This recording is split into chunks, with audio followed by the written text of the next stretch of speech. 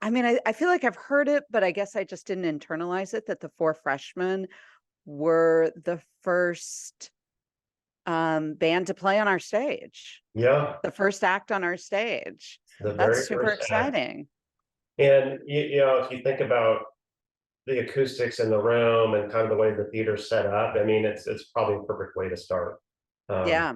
Because with their music, it resonates so well in that space.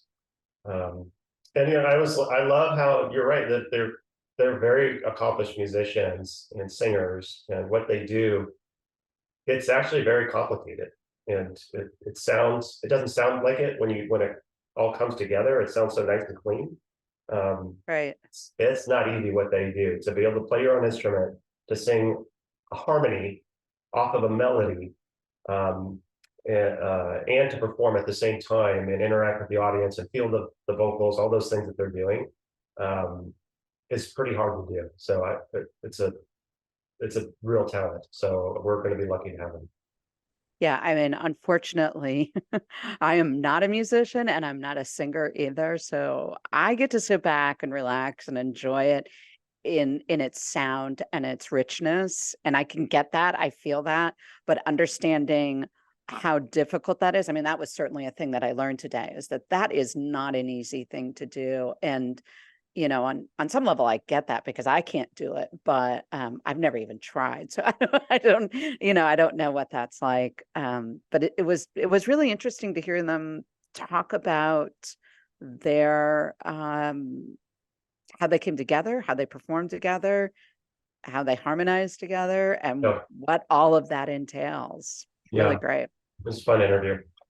Yeah, it was a fun interview. So stay tuned for this fun interview with the Four Freshmen as they were on the road just outside of Detroit, Michigan. So it was fun to hear them. And they'll be performing at the Bankhead on what day? Sunday, December 31st, 2023. And they're going to help us ring in the new year here in Right. Livermore.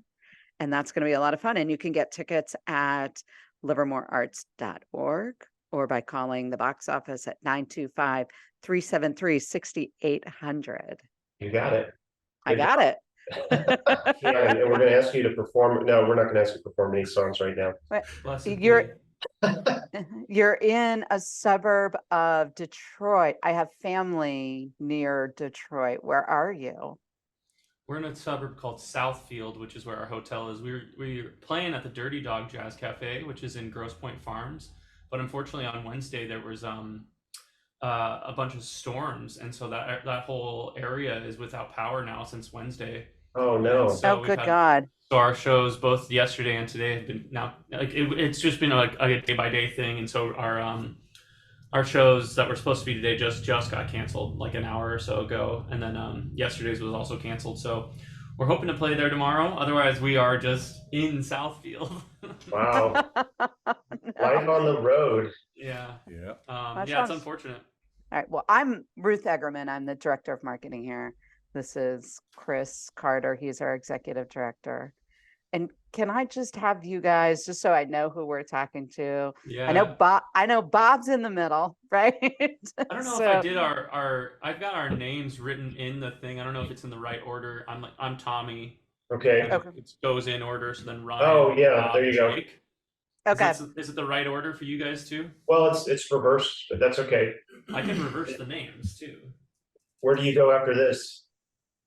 We're home for a couple days, and then we head to Chautauqua, New York. Where's home? It's all over for all of us. Right. We got two of us here in the Twin Cities in Minneapolis and St. Paul. I'm in St. Paul, and Jake here's in Minneapolis. I used to live in St. Paul. It rolls. It rolls. Yeah, I love it. Isn't that right where, order. does Jake come over to St. Paul to pray for his sins that he committed in Minneapolis? Nah, I stay on the fun side of the river. Yeah, I go Right, over.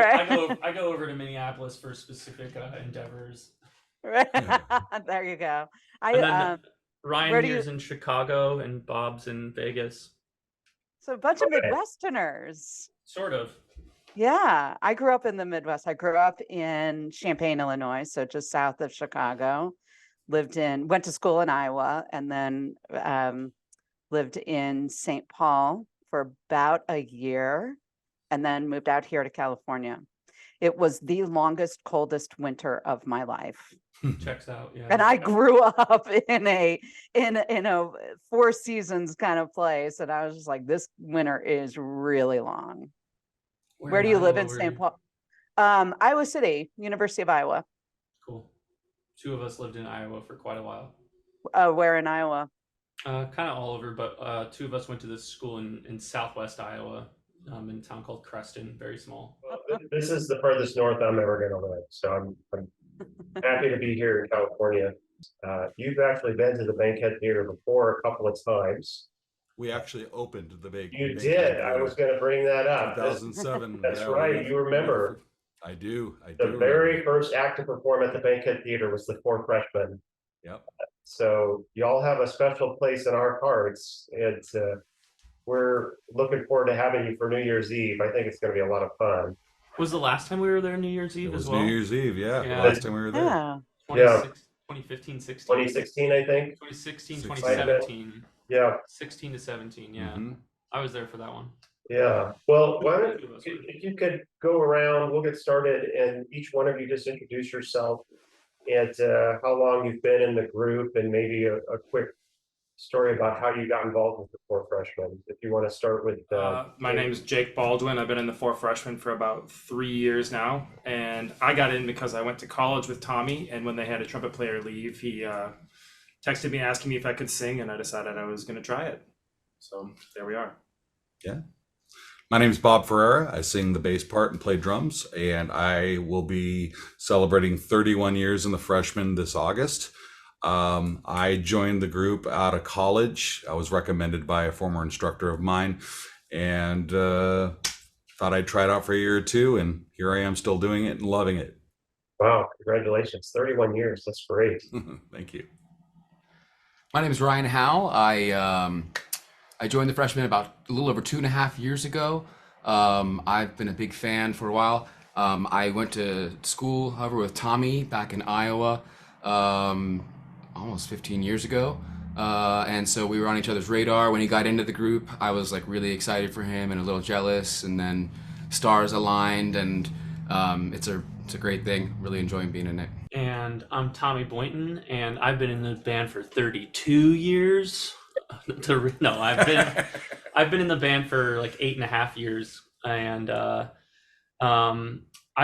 there was a school that Ryan and I went to in Iowa that was run by a very famous vocal jazz arranger named Phil Mattson, who's also an awesome piano player, and so he had his connections to the jazz vocal world, and my predecessor Brian Eichenberger, who was with the band for 19 years, also went to this school in Iowa. So when he left the group, he called up my boss to see if anyone could sing and play, because I was also teaching there at the time, and so yeah, that was in 2000. That was fall of 2014, and then I joined on January 1st of 2015. And you were the first official Zoom, or Oh, I used yeah. to say Zoom audition True. that we ever had. Online. Yeah, wow, yeah, totally. Yeah. Wow. Yeah, I had to send videos, and then we Zoomed, and Were you nervous? I don't remember you No. being nervous. I I remember don't really get nervous about that kind of stuff. I just don't know. remember you going after it when we had said, "Hey, can you sight read this song for us?" You're like, "Sure, let's try it." We like that. So Yeah, I was a nerd, so that was cool. Well, I was going to ask who's been on the longest, but I could see it's Bob, definitely. No, what do you mean It's by me. that? Now, do I just look like I've been in the group? what are you trying to say right now? No, but the Freshmen have been around since 1952, I think, was the first recording. Is that right? 1948. 48. This September will officially be 75 years. The group is celebrating. Wow. Yeah, it's crazy. How many freshmen have there been in those years? What, 25 We know? now? I guess it's 25. 25. I believe it's 25 members over the course of 75 years. It's not too bad, We used to joke and say like the Glenn Miller band would go through that in a week. Yeah, right. But yeah, basically, and we always say it's like a sports team. Whenever a member leaves, a new one comes in, And we had some periods there, probably in the 80s and in more recent years, where there's kind of been like a revolving, we say a revolving door, but we had people who come in and then they didn't stay terribly long with the group. But, each person who's come through has contributed in a unique way and has helped really keep this tradition going. So no matter if a person's been in for a year or 20, the contributions have been really immeasurable Yeah. into what, this group is still becoming. Can you talk a little bit about the roots of the group and how it kind of started, and a little bit about the style? And at the time, it was pretty unique coming out. And the other thing, I'm going to stop talking in just a second, but one thing I think is pretty cool about you as a vocalist group is you all play your instruments as well, and sometimes that's not really common. But that's been kind of the case the whole time, right? Is that historically been how the group works?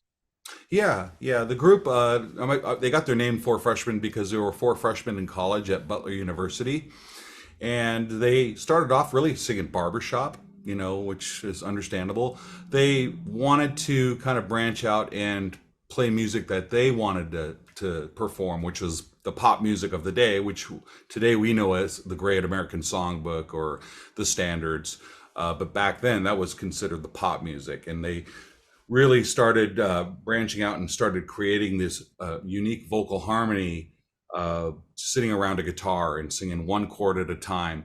The one thing that really set the Freshmen apart, other than playing self-contained, which, all four being instrumentalists, it made it easy for them to be able to just be able to do that and be self-contained. But it was a very unique to have the lead singer, the melody singer, on the high part, which was either sung by a female, or in barbershop, the melody is usually sung in the second tenor part, and you have a tenor one, which is singing a harmony part above that.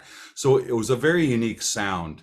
They modeled their harmonic style off of the Stan Kenton Orchestra's trombone section. They were big fans of Stan Kenton, so that trombone, that style of harmony that was in the trombone section really got their creative juices going to try to build a sound that was similar to that.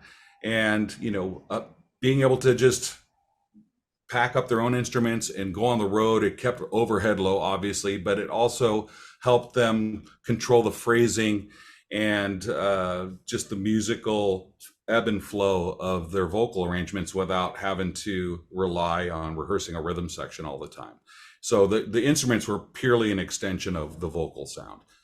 And that's really where it kind of went from there. So you're all singing, I'm assuming it's four different harmonies, 4-part harmonies most of the time, and you're playing an instrument at the same time. So how do you do that? That seems really difficult. Pray.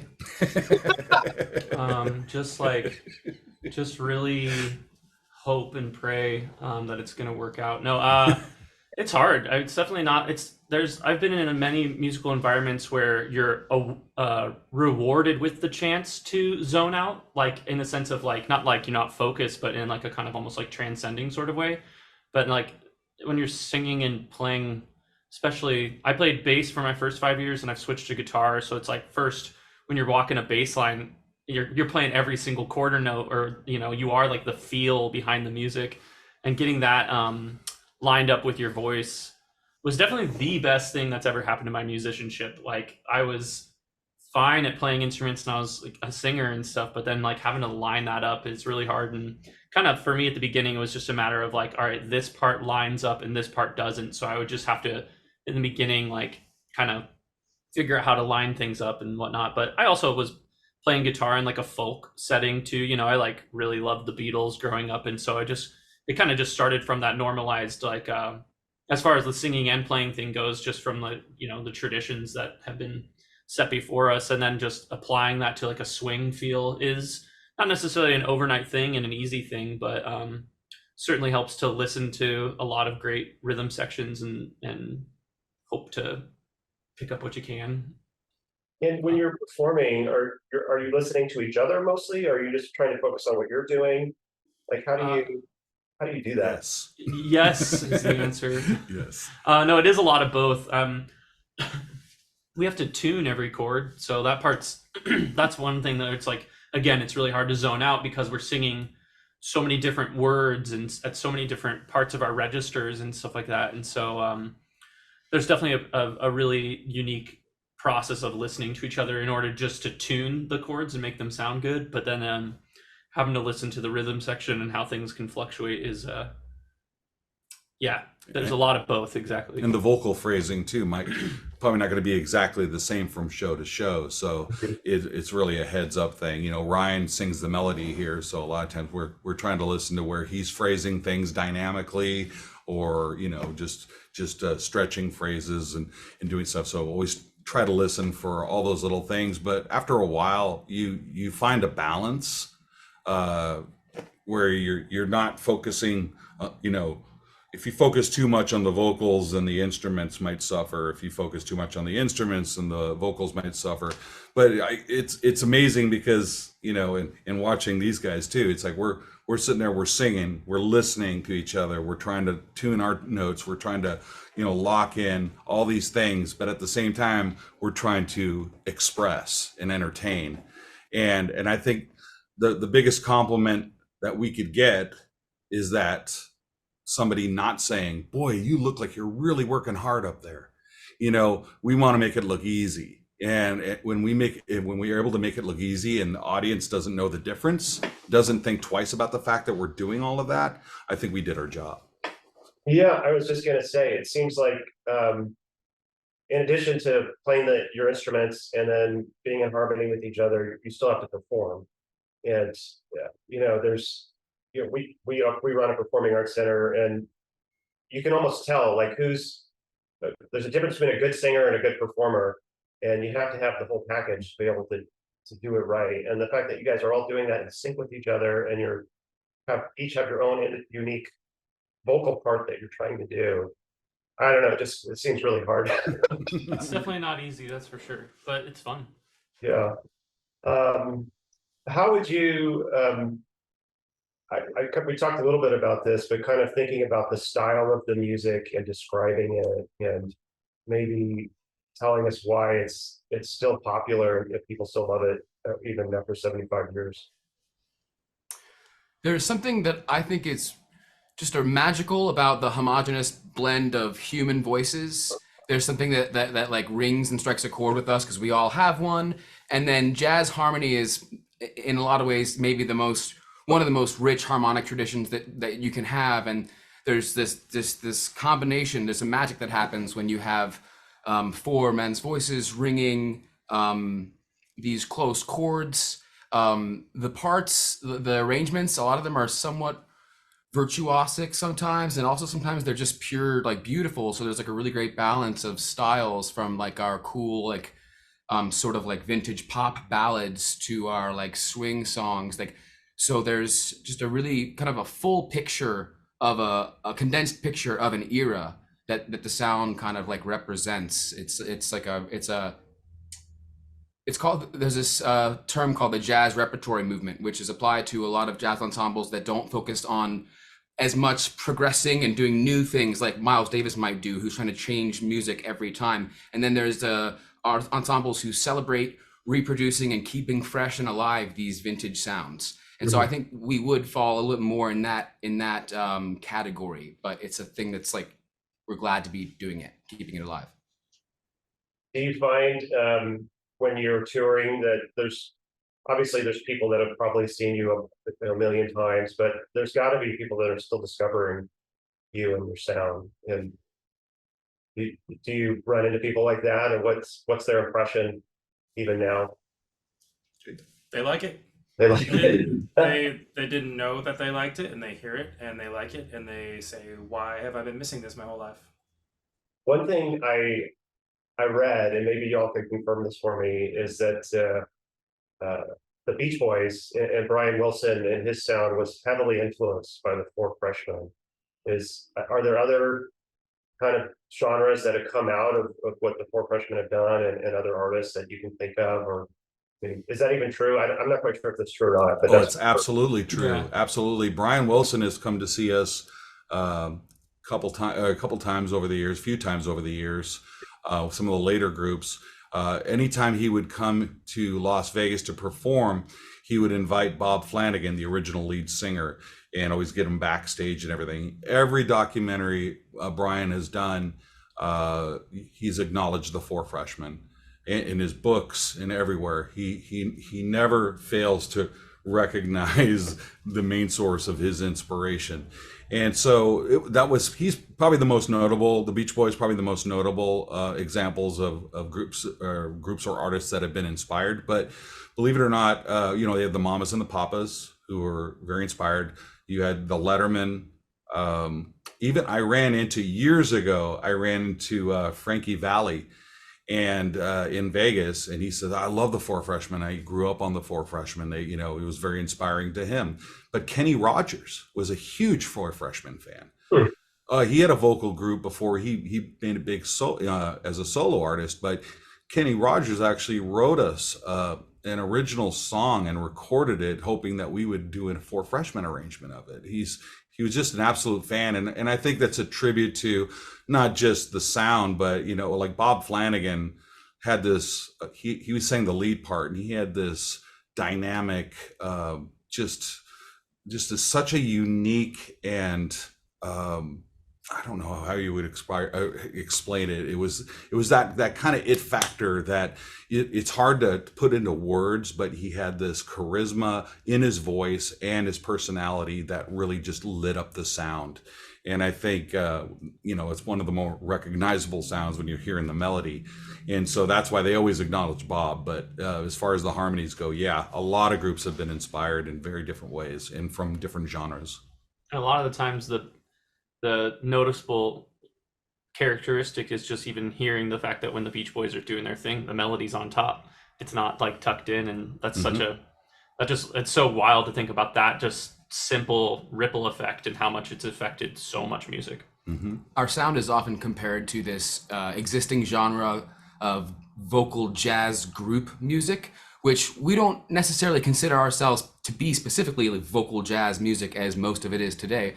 But most of those groups look back to specifically this guy named Gene Perling, who directed the High-Lows and this group called the Singers Unlimited. And he actually credited the Four Freshmen as well as this group called the Meltones as being his inspiration for starting those groups. And those groups inspired almost every group that's out there today.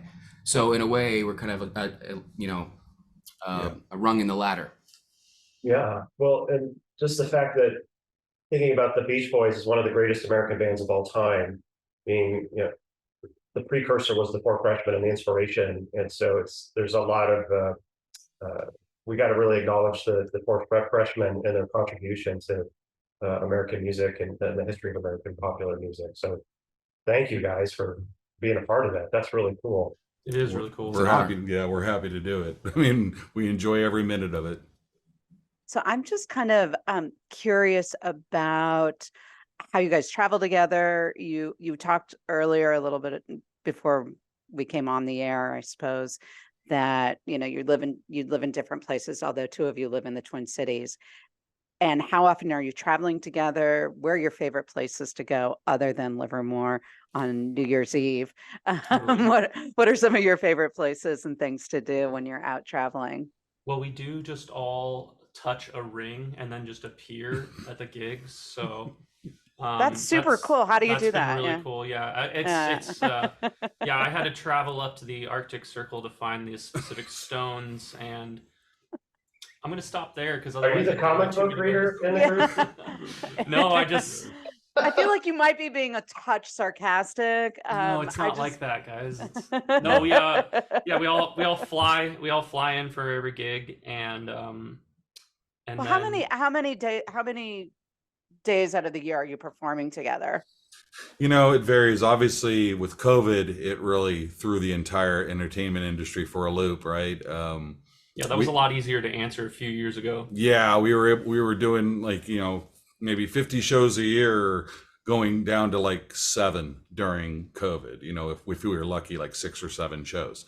It's building back up. It's not like it's harder these days to get like tours for certain things because the industry that we've previously thrived has changed a lot.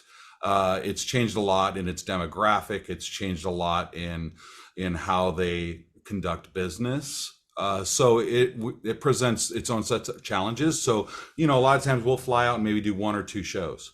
So we fly out, we meet up, you know, we rent a van because we don't have that much equipment. And we all drive together. We love to play disc golf. So whenever we're out and about, we'll find a course or 8 and and do that. And that helps. I mean, to me, just that whole thing, it really helps on the offstage camaraderie and that chemistry. It just only translates more on stage too, as far as just us being able to work and enjoy being around each other, which, you know, sometimes can be hard for bands. You know, they see each other all the time, but, you know, we're getting busier. Things are starting to look up, and we're you know, as far as my favorite places to play, other than Livermore, which you know, I had a good time at that New I Year's Eve love show. That was a Livermore. I good- really do. I love the Bankhead. I Yeah. love that whole area. I'd love to play there every year. You know, I always love playing Florida, maybe because maybe the weather, like year round, the Yeah. weather is usually pretty nice, and we would always have some pretty cool venues and things to do. It's really hard to say. I mean, it's been some nice places. I loved playing Japan. We used to play there every year. Wonderful people, the venues, the food, everything is just amazing. Got a favorite, Jake? I like them all. I think they all have good things about them. He's the politician in the group, Right, yeah. the diplomatic point. So there's no drama, I guess. Then no behind the scenes. I'm just kidding. We don't. Yeah, right. Do you guys also have solo careers or other bands that you're part of as well? Yep. Yeah. My full-time job before I joined the Freshmen was being a trumpet player in the Twin Cities, and I continue to do that. So I put some stuff out under my own name, and then I work full-time just doing that when I'm home. He was actually just Excellent. part of a Grammy Award-winning soundtrack, right? Or For a video game, Hey. yeah. I do some Oh, recordings. cool. Yeah. So one of the cool Congratulations. things about music in general, I feel like, for the tangent, is that, you know, if you have a bunch of friends who are musicians, eventually some of them are going to do really cool things, and if you've continued to be friends with them, they'll bring you in on their projects. So it's part of the tight knit community thing. So I've been lucky enough to work with some people that have gotten some pretty big awards. Awesome. What That's video funny. game? Assassin's Creed: The Dawn of Ragnarok. My youngest plays Assassin's Creed. Well, your youngest might have heard me playing a goat horn. in that game. A goat horn. I feel like I've watched her play. Well, you probably heard me then accidentally. I'm sorry. Yeah. It's all good. The things we learned. I was going to ask you guys, do you have a favorite Four Freshmen song? I mean, there's so many. Oh boy, What's your favorite? that's always a tough one because there's so many beautiful moments in certain songs. Laughing on the outside, crying on the inside. For That's five one- trumpets. Yeah, Easy. 5 trumpets. That one's Yeah. really good. Yeah, Guilty from Four Freshmen, Five Trombones has always been one that's it's pretty big. that's for hit me. pretty good. Also, I love "You've Got Me Crying Again," Ooh, so which good. is the first album I really ever heard from the Freshmen when I was getting ready to audition was In Person Volume 1, and that was one of the songs in there, and it just like wow, it just got me. It was just amazing. Just a beautiful Do you ever cry when you're singing? Like, because the lyrics sometimes are pretty Try emotional. not, there's been a couple times where you get close.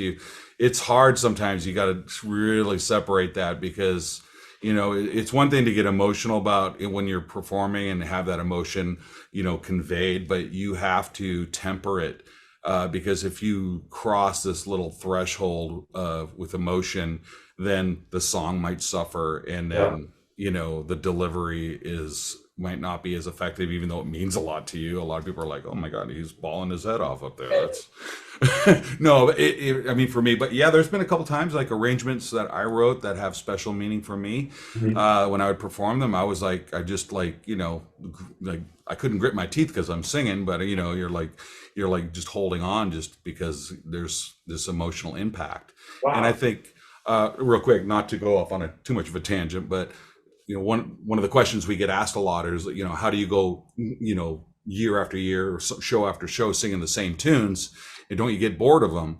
And I think that's the whole part of like kind of what Tommy was saying is like, we can't just phone in the parts. We can't just go on autopilot with these things. You have to really internalize the lyrics and the intention of a particular song. And with certain songs, especially ones dealing with love and loss, it's going to mean something different from somebody who's 20 years old to somebody who's 40 years old, right? Based on your life experiences, and your life experiences evolve. Those songs and the meaning of those lyrics should evolve as well. And if it's not, you're not really internalizing it, and you're not really conveying the tune probably the way it should be. We've been playing at this place that we're in Detroit here called the Dirty Dog Jazz Cafe every year since I joined the group, and every year since the club opened, actually.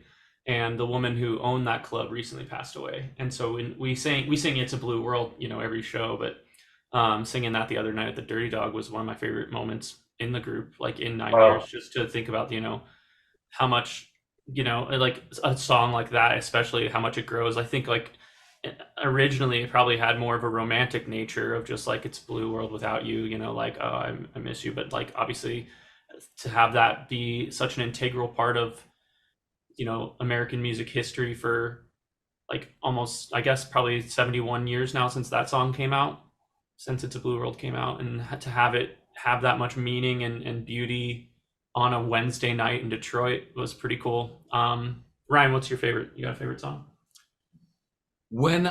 Before I joined the group, it was either like Day In Day Out for like an up-tempo swinger, or it was like Nancy. With a laughing face. And now I cannot do that. I cannot. I can't say that. I could say maybe off of our newest project that we did with Emmett Collett, Russell Hall, and Kyle Poole. I could say that we did a bunch of songs with them, and my favorite one is "Put on a Happy Face" off of that whole project. Cool. I think. Wow. Yeah. That album is just came out last year, and the opening track is "From This Moment On," which is a really awesome Cole Porter tune that has a lot of high energy that our friend Riley Helgeson arranged for us, and I really love singing that one. It's super fun, and hearing Jake play some pretty good notes on that is always really fun. So you're still recording. Yeah, we just had an album that came out last year. That's awesome. There's also this song "Easy Living" off of that I really love. I think it's a beautiful song. But it changes like with the week. What's my favorite song? It's like, I haven't heard that recording in a long time. Wow, this is special right now. Mm-hmm.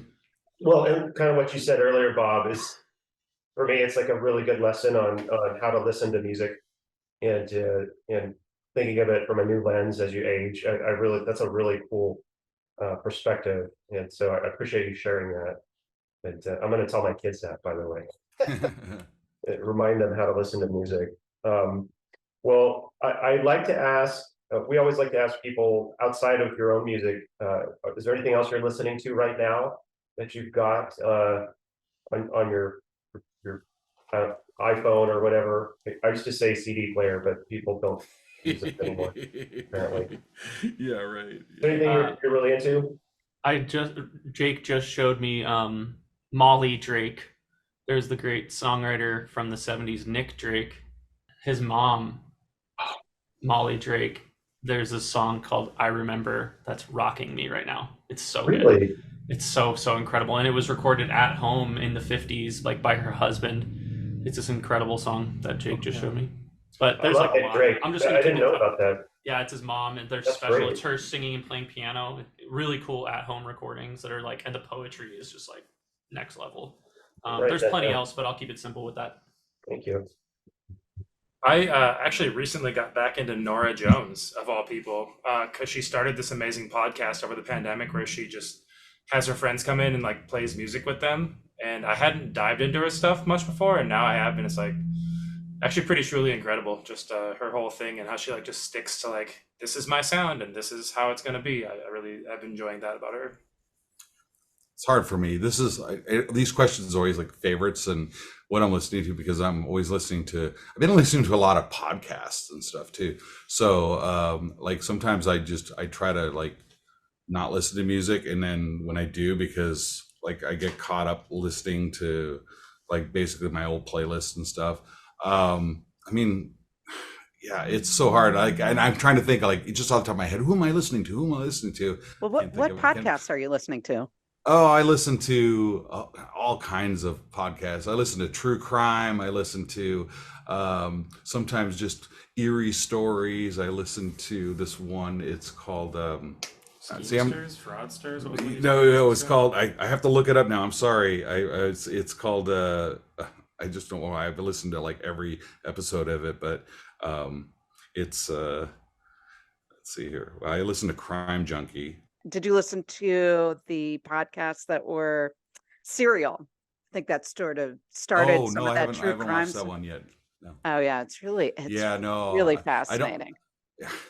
So many great ones. It's Yeah. they're rabbit hole after rabbit hole. So sometimes I get caught up listening with those, but sometimes I would just listen to like I'd hear like some singers on Instagram or something, and I'm like, oh my gosh, they're really good. Like there's this one girl called Britton. Her name's Britton, and she has a very unique voice, and seeing a lot of their stories, their personal stories and things that they're trying to overcome personally and stuff, it kind of brings that. So I start listening to them, and so it really just varies a lot of time.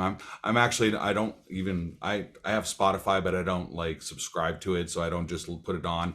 I think Jake is amazing because Jake, he'll be listening to some Freddie Hubbard 1 minute, then he'll be listening to Guns N' Roses the next minute. It's like when we're driving and stuff, and the vibe when we're driving is always cool. Like he always seems to know the vibe that we need when we're driving somewhere, either to a gig, sound check, disc golfing, a restaurant, wherever it was. He's your DJ. Okay. So it's pretty fun. That's cool. Yeah. Ryan, anything you're listening to right now? Yeah, well, at least like once a year, I come back around pretty hard to the music of Al Jarreau. I really love him, and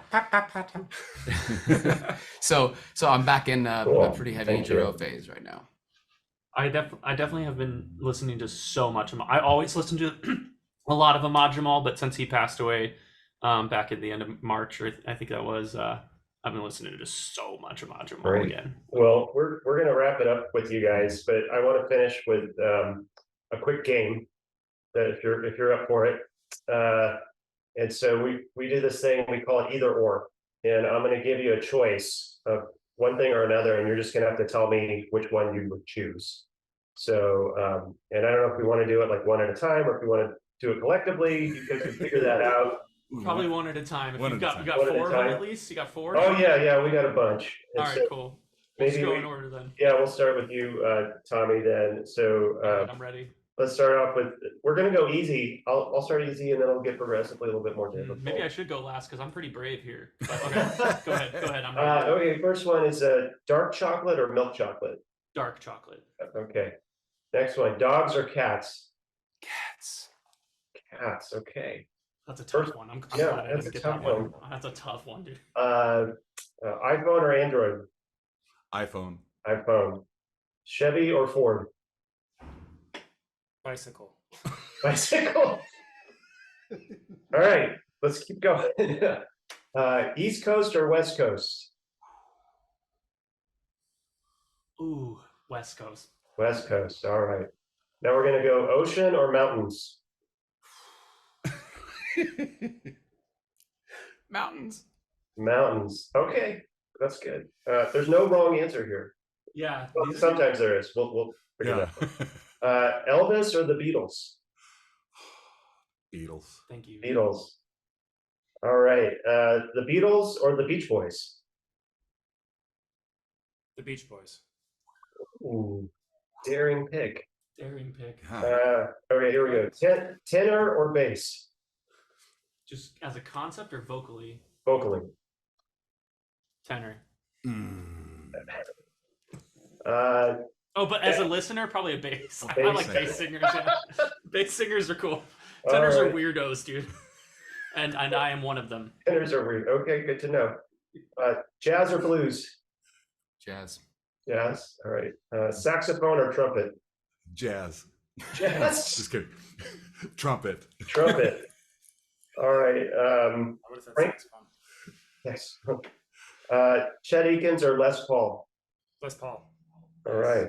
Frank Sinatra or Bing Crosby? Bing Crosby. OG.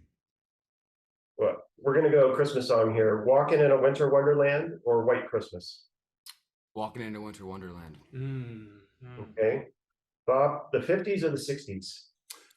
50s. 50s. Yeah, dude. And then, hey Jake, seniors or freshmen? Say that one more time. Seniors or freshmen? Seniors or freshmen? I'll say freshman, I guess. Yeah, cute. Yeah. All right, last one, and you guys can all answer this one together. Livermore on New Year's Eve this year or anywhere else in the world? Livermore this year. All right. That's Anywhere else in the world? Just kidding. It's like, well, thank you guys. This is super fun. You Yeah, guys are wonderful. Chris, Ruth, thank you so I thought much. it went Yeah. really well. I thought it was really interesting to talk to all of them. Yeah, But so many Midwesterners, I was feeling very much at home. They're obviously very skilled musicians and vocalists, and it certainly came across in the stories that they told and how they work together and how they perform together. So really interesting. Really yeah. great. It was a fun interview. Yeah, it was a fun interview. So And they'll be performing at the Bankhead on what day? Sunday, December 31st, 2023, and they're going to help us ring in the new year here in Livermore. And that's going to be a lot of fun. And you can get tickets at livermorearts.org or by calling the box office at 925-373-6800. You got it. I got it. All right, thank you.